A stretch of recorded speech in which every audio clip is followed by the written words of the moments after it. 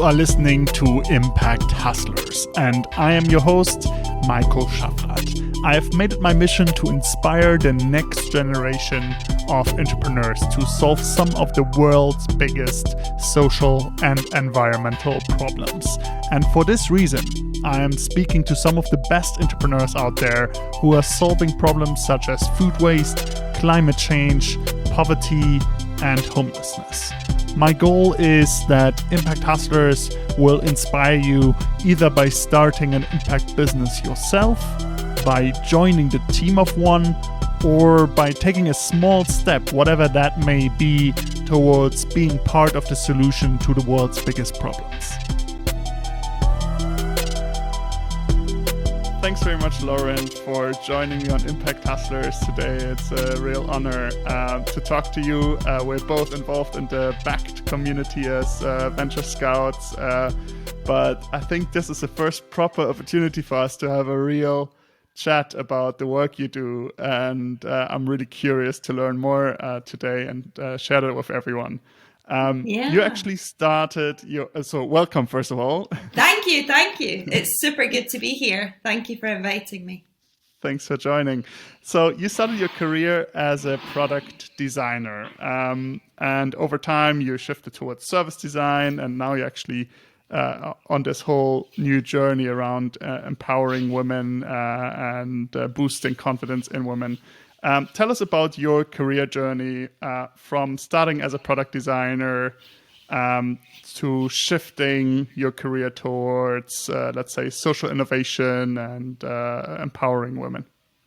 Of course, thank you. So, I went off to art school on a mission to be the next Steve Jobs, to study product design engineering. So I decided I would build a product that would make me very rich and change lots of lives. And then really quickly into my studies, I was introduced to the discipline of service design, which is now, we talk about design thinking, customer experience design.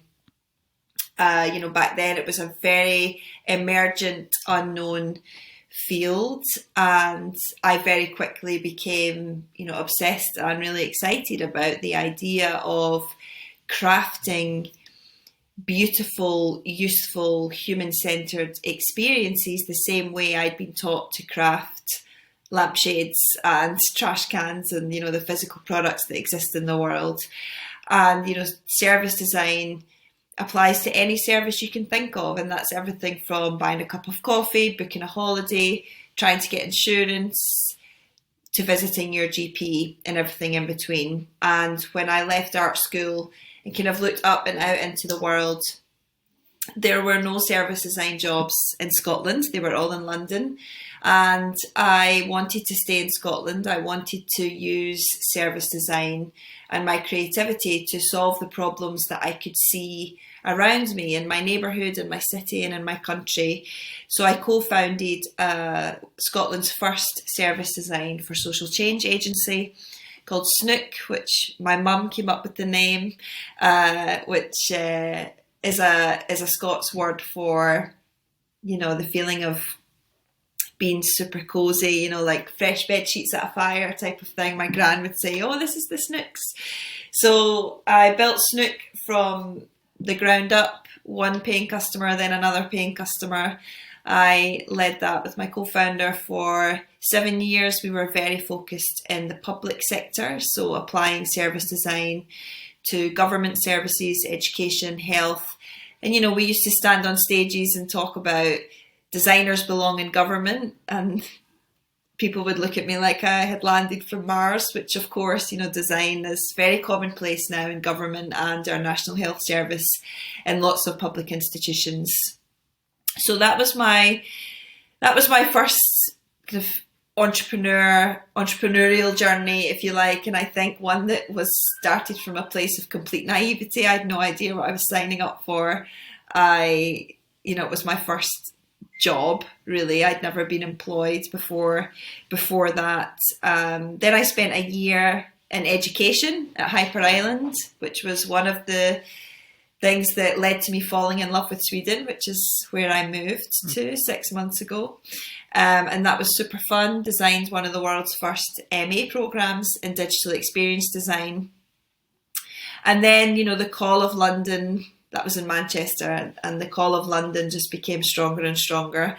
And I joined a team called Good Lab, which was a super interesting brief where the founders had got investment from 11 of the top charities in the UK.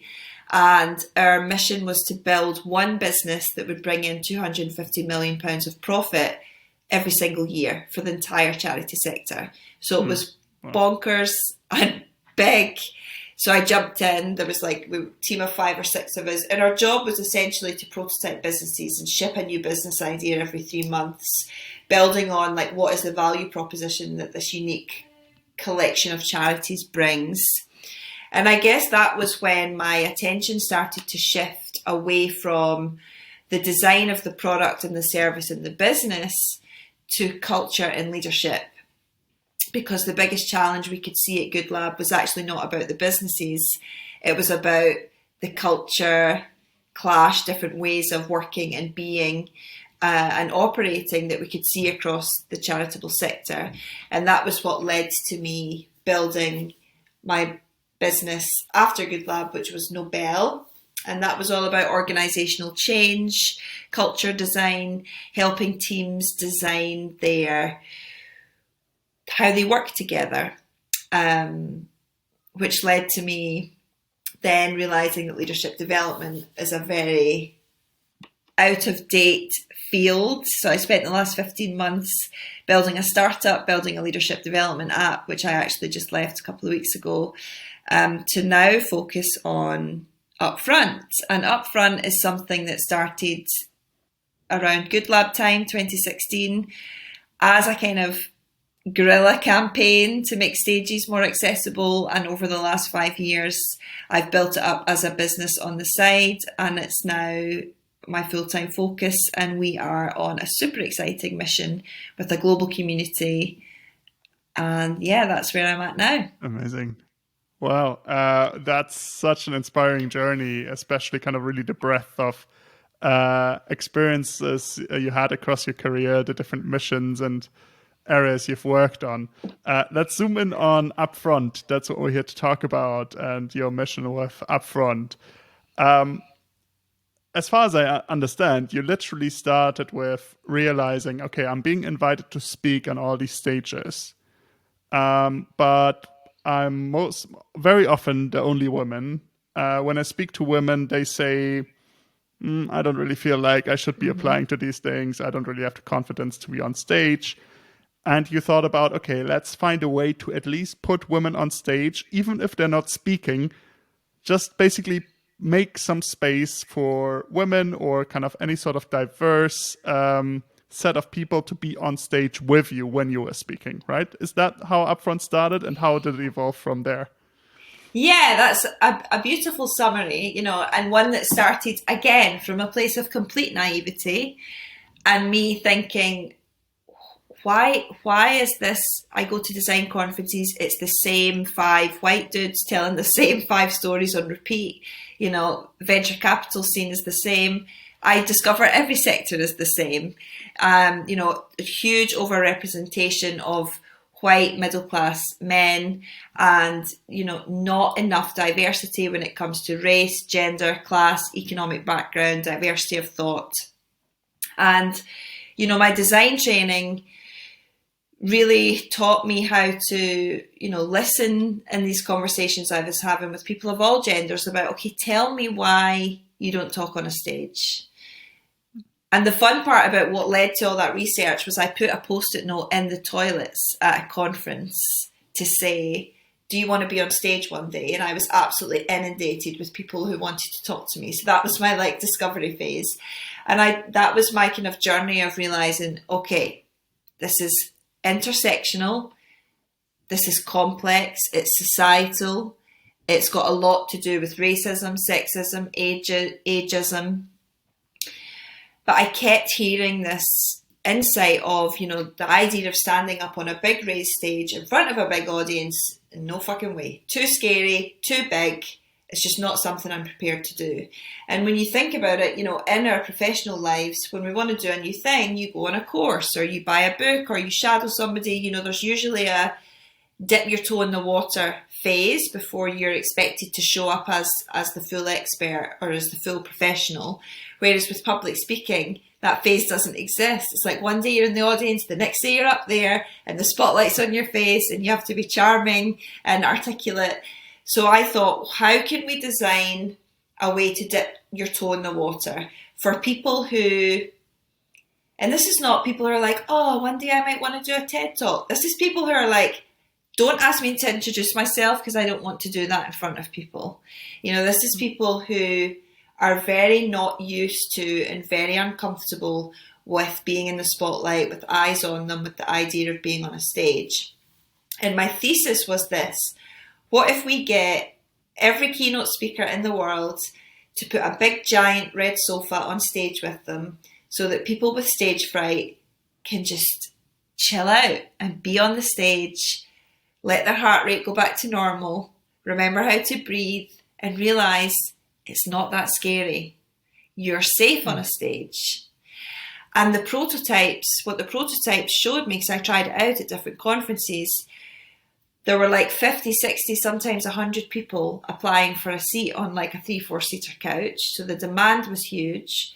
People in the audience were really struck by, you know, this is forcing them to challenge themselves on, why is it strange for me to see 3 black women on a stage? Why is it strange for me to see 2 women over the age of 55 on a stage?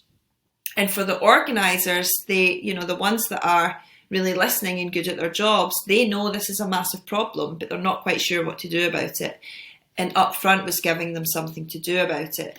So, you know, I tidied it up into a process and just, you know, through my own social networks, asked other keynote speakers to take part. And we had over 500 people sit on the couch at conferences all over the world.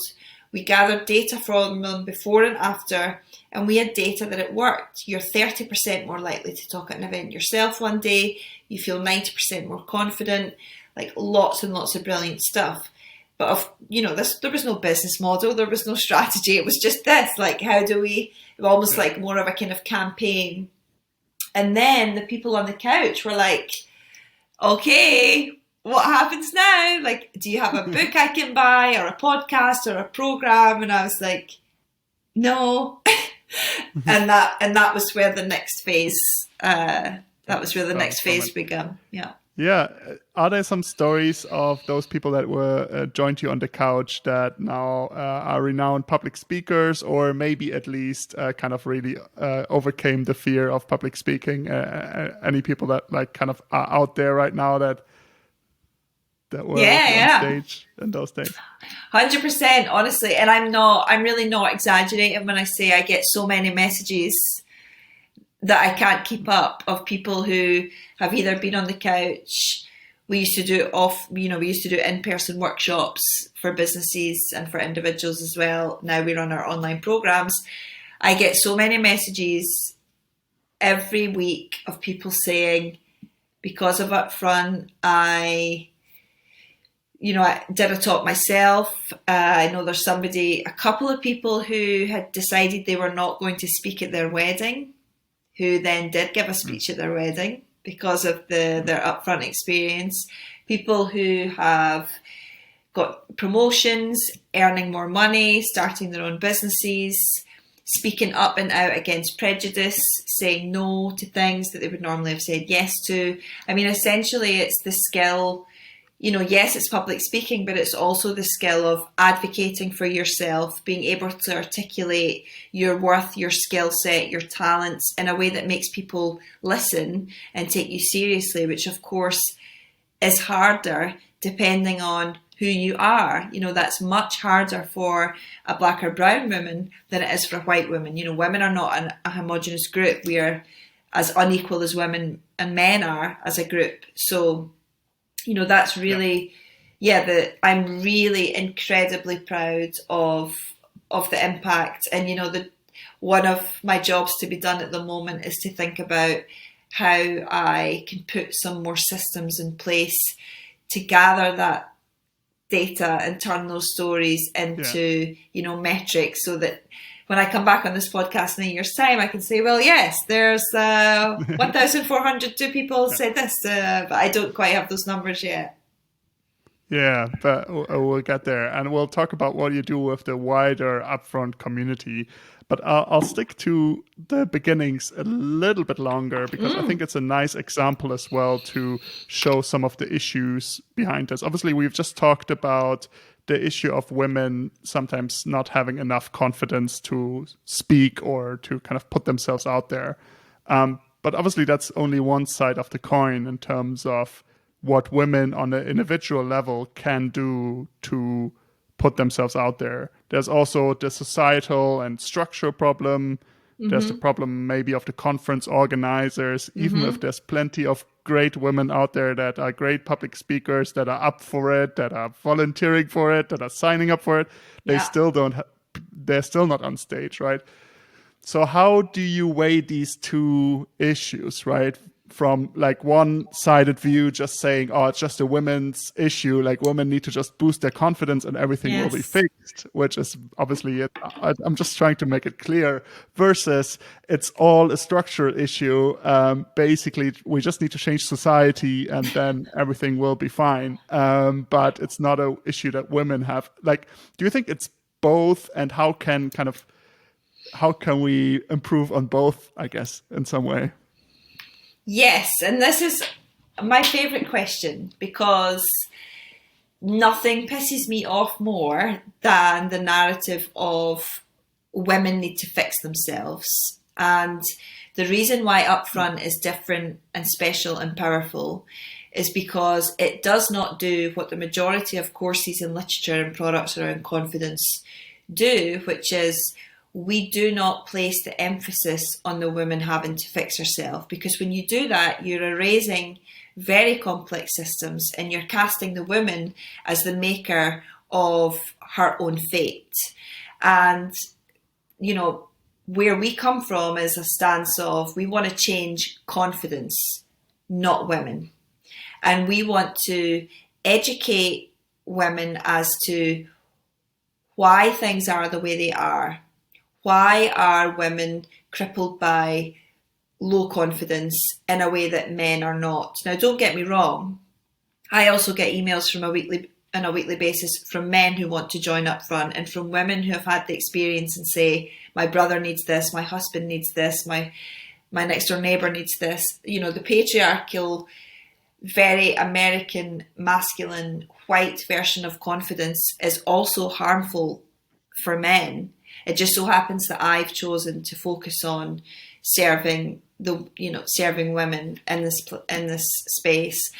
And how we approach it is all of our content and the work we do is based upon the three truths. So one, your low confidence is a consequence of the patriarchy. You are a result of your environment. And that truth for many women who go through the bonds is completely transformative.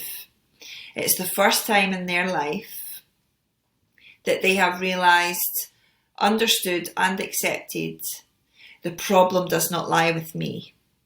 And the reason that is so powerful is because our world is full of multi-billion-dollar industries that exist and thrive off of women believing that the problem is them.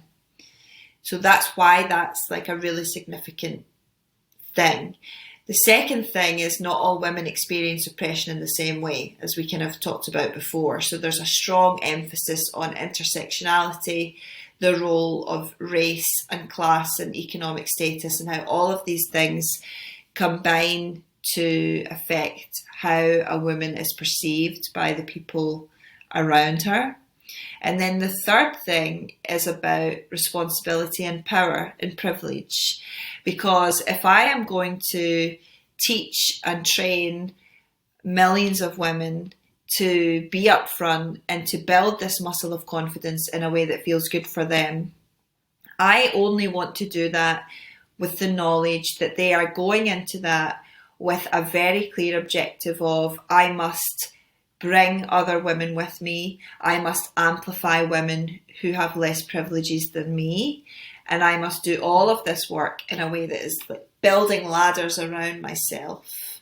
So there's very much a focus on the collective power of community and networks to try and make, as I mentioned earlier, to try and make there be more equality within women ourselves, that's gay women, trans women, poor women.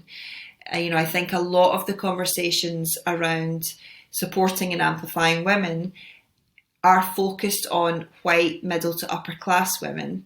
And that is very dangerous and is not going to achieve the equality objectives, that we would all love to see for our children and for the future of the world.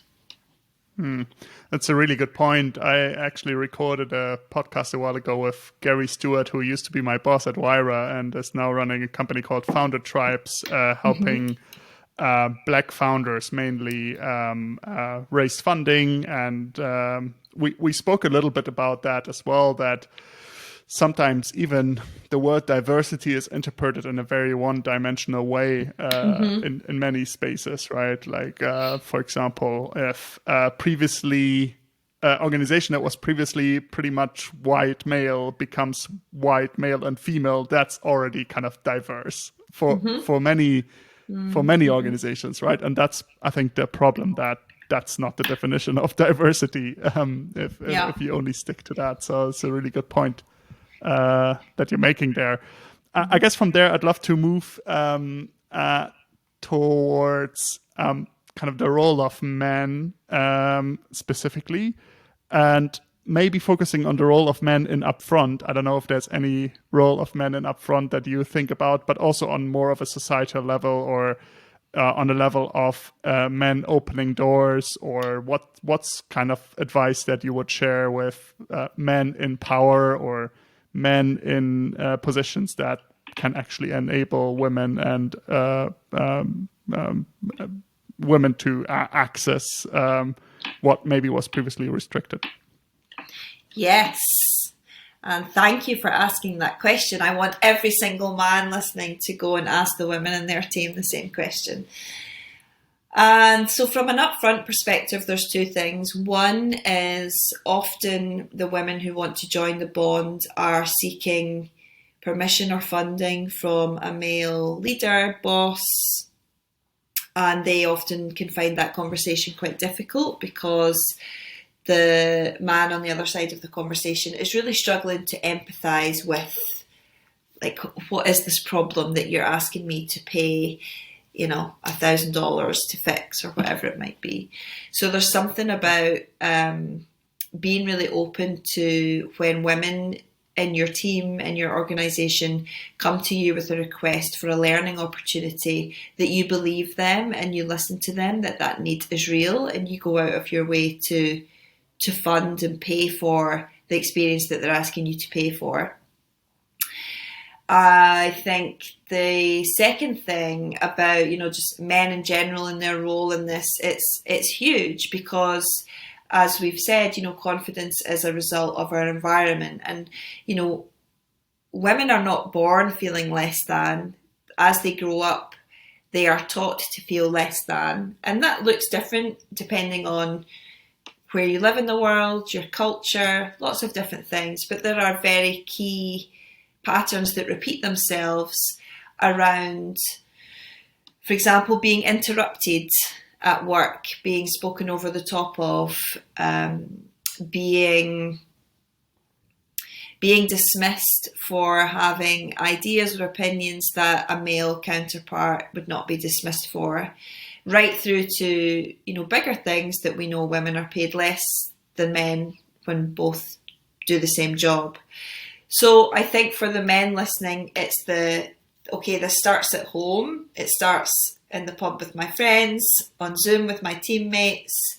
I am going to call out sexism and the dismissal of women when I hear it. I am going to role model paying women, amplifying women. This is particularly important around race. It's like being the person to say, we don't talk like that here. We don't talk about women like that. We don't say those things here when there's an opportunity. How might we pay a black woman to be our keynote speaker? How might we find 5 black women to be our next podcast guest? And being the voice of that asks the question, like, who is not in this room? And why is that? And what can we do about it? And then the last one is to tell people what you earn, especially women and people of colour, because there is an intense pay gap.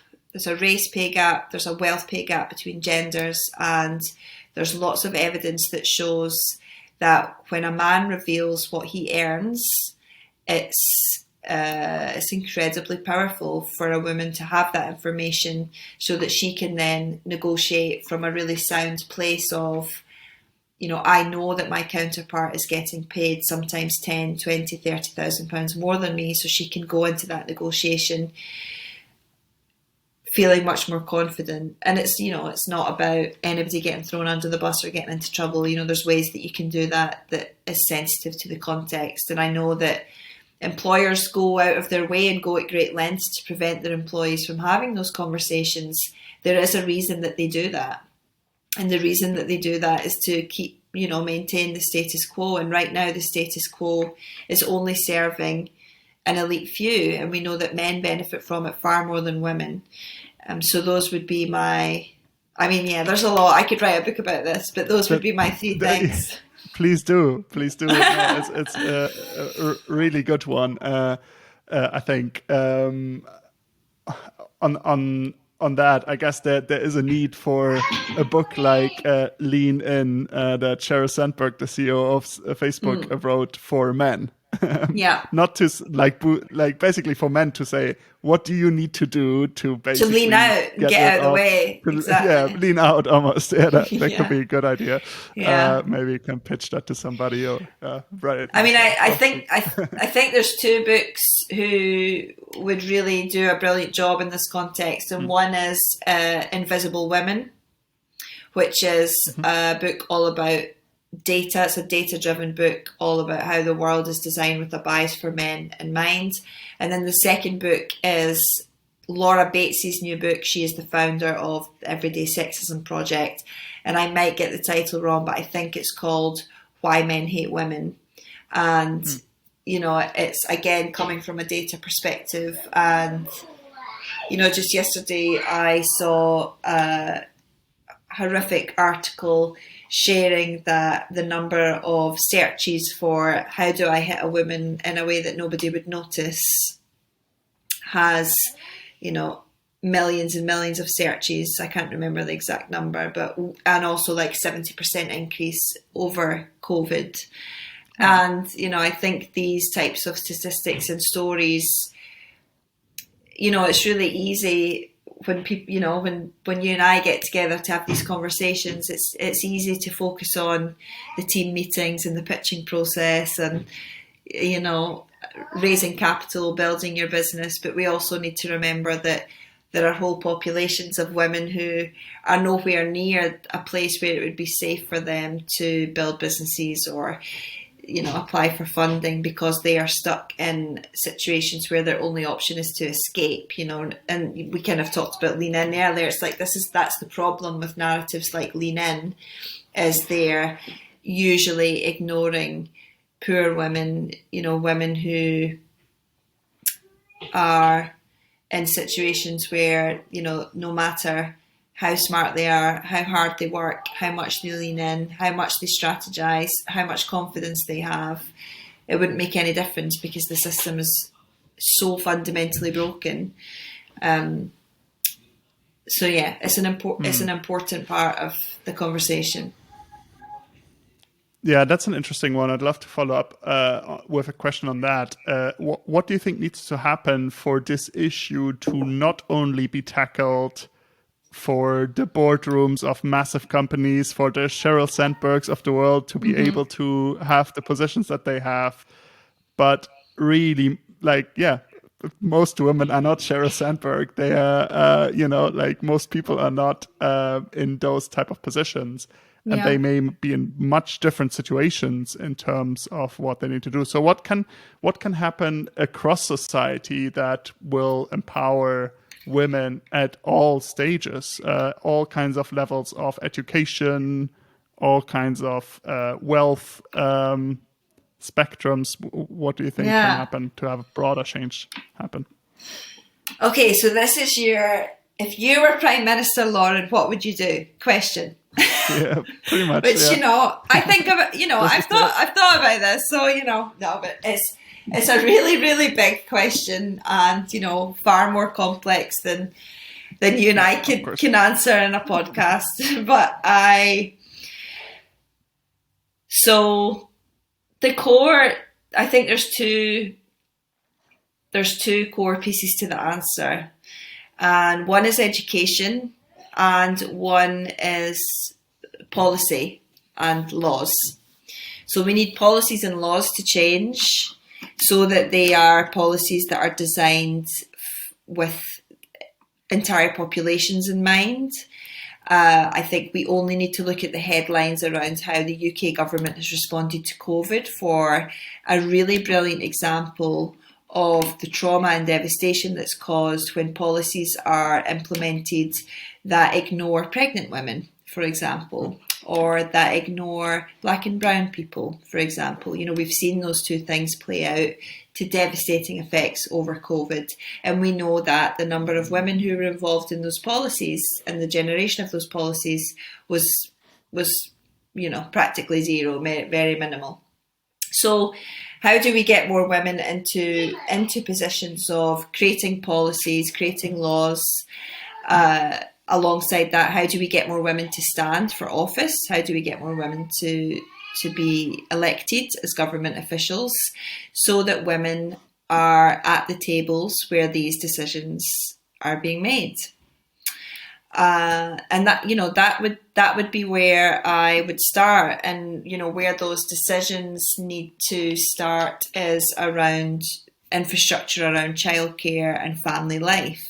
That it's no coincidence that I've just moved my family out of the UK to Sweden, a country where policies are built with families and children and mothers and fathers in mind. And I sit on the board of a charity called Pregnant Then Screwed, which is a maternity discrimination charity. And our founder, Jolie Brearley, has just written a book, which I recommend everybody buys and reads. And in that book, she outlines, the crisis that is happening in the UK around childcare and the choices that women are having to make between, do I buy nappies or do I buy food? It's really dire straits. And we see that often for many women who, to go back to the kind of lean in context, often for many women, the first time they experience discrimination is when they become a parent, whether that's through pregnancy or adoption or whatever that looks like. And, they might work in a startup, they might work in advertising, they have a disposable income, they're in a healthy income bracket. And it's the first time in their life that they experience discrimination and oppression, and it can ruin lives, and it's devastating. And that's why the conversation around childcare is so powerful, because I know from my work at Pregnant Then Screwed that for when women have that experience and they go through that trauma, they then get a tiny, tiny insight and glimpse into the oppression that their Black and brown peers, for example, have been experiencing for decades upon decades, but often it doesn't manifest itself until the moment you become a parent. I'm going off track a bit, but yeah, that's where I would start. Yeah. Elected officials, lawmakers, policymakers, and childcare, family infrastructure. Got it. Amazing. Lauren for Prime Minister. Let's go.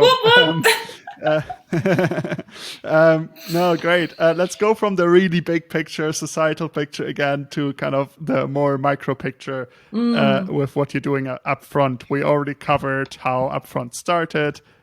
You basically opened the stages of the world to people that weren't traditionally on them. But what has it evolved into now? I understand there is now a global community of women that are part of Upfront. I think you call it the Global Bond, and then you're also running regular bonds and programs for women to build confidence. Tell us more about what you do at the moment with Upfront, and also how people can be part of that. Yeah, absolutely. So we have the Global Bonds community, which is a network that you join, and by joining, you get access to me, you get access to the rest of the bonds. We have 4 events a month.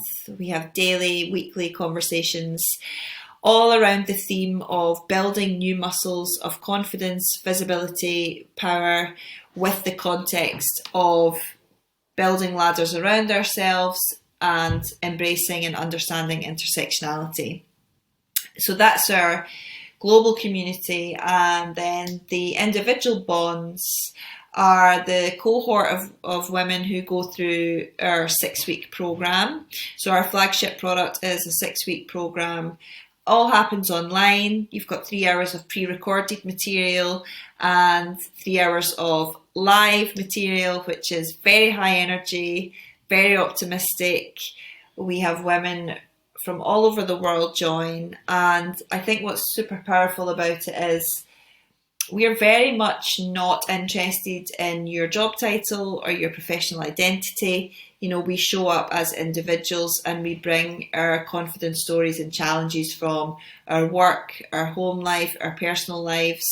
And people say to me that combined with the focus on neuroscience, the kind of behavior change, mindset change, is something really spectacular that that people love. So as I said before, we've had nearly 500 women move through the bonds from 25 different countries, and your audience are in luck because the next bond, the 4th bond, launches on the 7th of June, and we still have places left. So do visit the website or get in touch with me however you wish if you're interested in that. And I'm working with a lot of organizations like Bulb, Babylon, Co-op, Big Lottery Fund, who are onboarding multiple teams of 10, 20, 30 people to go through the bonds as well. So we also have a strong B2B part of our business too. So that's the current focus, and kind of what is emerging or coming soon is, I'm looking at creating mini bonds for women with a very specific lived experience. And the one that I'm working on at the moment is for women who are neurodivergent.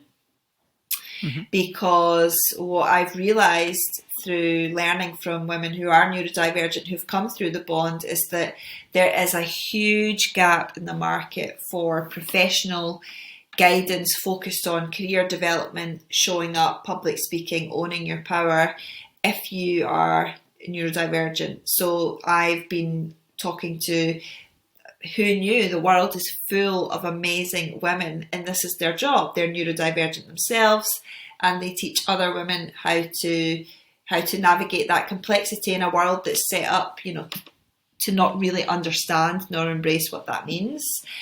So that's something that I'm working on at the moment that I'm excited about. That's amazing. Everybody, we will have the link to the Upfront website in the show notes. I think it's weareupfront.com. Yes. And I'll leave it there for sure for anybody that wants to check it out. Thank you. One question we didn't cover that I'd love to cover before we wrap up is how you actually evolved Upfront from this initiative that didn't really have, let's say, a long-term plan behind it necessarily, that you were like thinking, okay, I'm going to develop all these things, into a business, right? Like now recently you jumped back in full-time now on Upfront. So I'd love to think from an entrepreneurial perspective, how have you evolved it and maybe some advice for entrepreneurs that are starting out. Is that like a good route to take, to first start with something that solves a clear problem, even if you don't have a clear strategy for the future, and then develop it as you understand more? Or how are you approaching it now? Yeah, so I mean, I'm a designer, so my training, my worldview, my methodology is learn by doing, bias towards action. So yes, absolutely, I would always preach that is the way to go.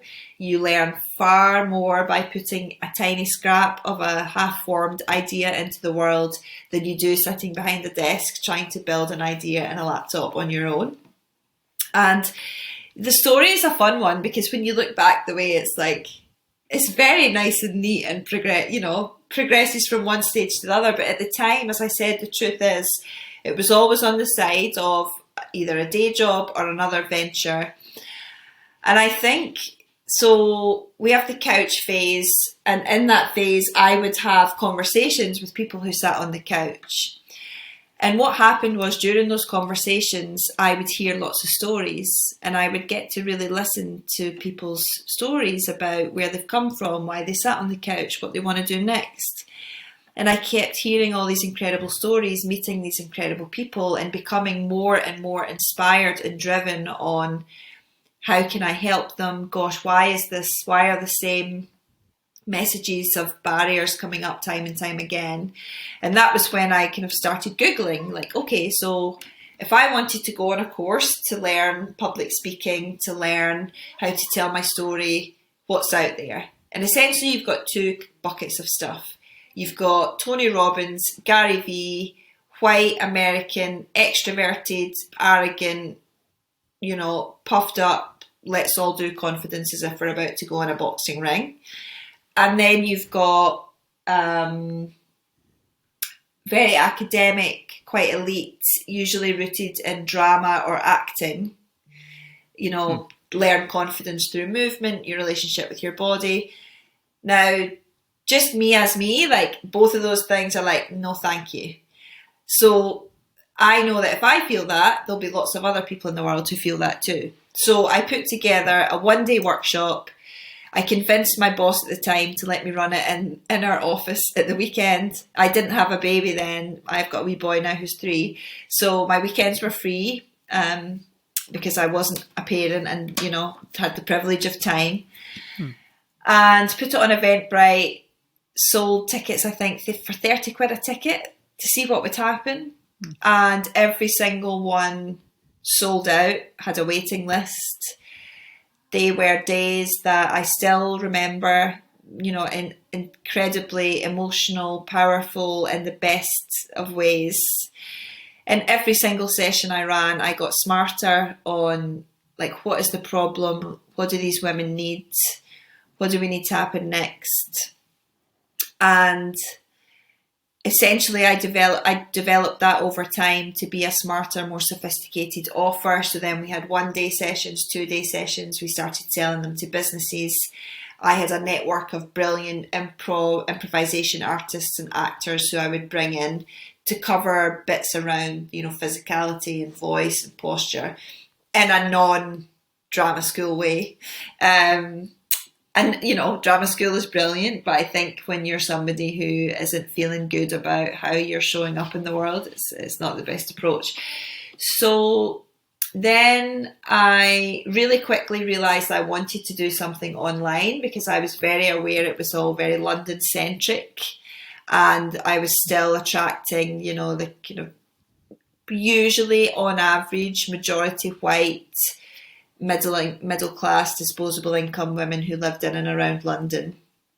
And it took me 3 years to build the online version because it was always on the side. Then I had a baby, then there was a pandemic. It's very painful. And also I think I had a bit of fear around, online somehow feels more permanent. It's also much more complicated to build than just hiring a space and rocking up and giving everybody a brilliant experience. And it just so happened that the launch of that coincided with COVID-19. So we launched the first version of the online course in August. And the fourth bond, as you know, as we talked about, will launch in June. And when the first bond happened, we had over 300 women sign up. It was an incredible experience. Impact was phenomenal. But I had at least 50 of them that were like, this cannot be over. Like, I can't allow this to be over, like after the 6 weeks. And that was why I decided to build a community space, because the community asked for it. You know, it was never in my plan to have a membership space, but the need and the demand was there. And now that I've started building that, I'm realizing there's lots and lots of opportunity around there. And ultimately, I do think there is an opportunity to build a product to increase our impact even further.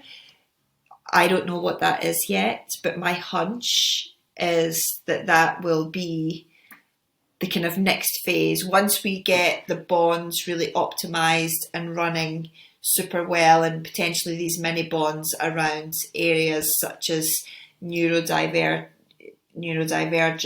and potentially another one for BIPOC women, potentially another one for women who are living with long-term conditions. You know, there's a whole bunch of things I want to do there, but I think a product is somewhere on the horizon. Got it. That's exciting. I would definitely keep watching that. One last brief question is, if you think about 10 years time from now, how does the world look like if you succeed with your mission at Upfront? How will the world change? Ooh.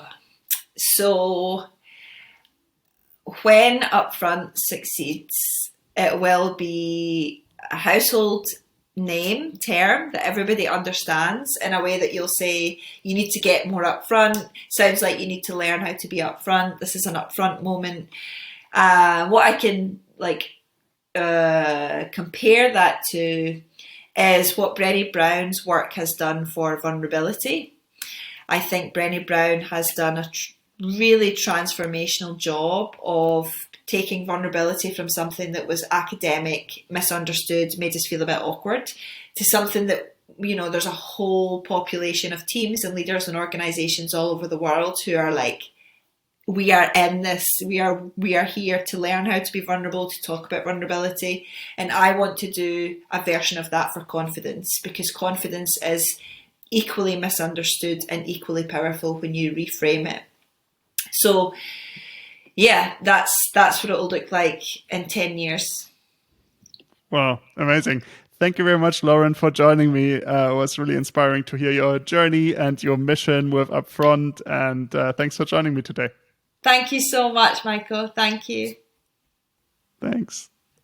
All right, I'm just stopping the recording.